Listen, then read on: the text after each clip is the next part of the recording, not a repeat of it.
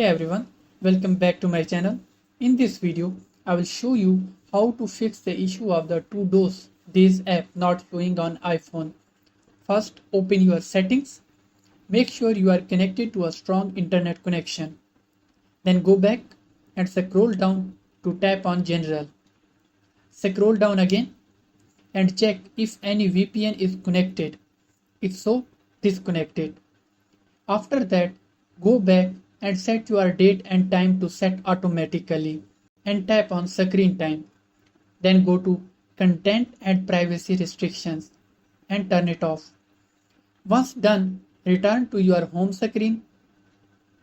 When you open the App Store and search for the Todosdays app, you might still not see it listed. Don't worry.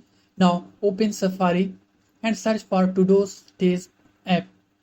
You will see the official App Store link, usually at the top of the search result. The app is also known as Todosdays Movies. Click on the link, then tap Get to download the app. Once it's installed, you can easily watch your favorite movies and shows. That is the method. I hope this video helps you.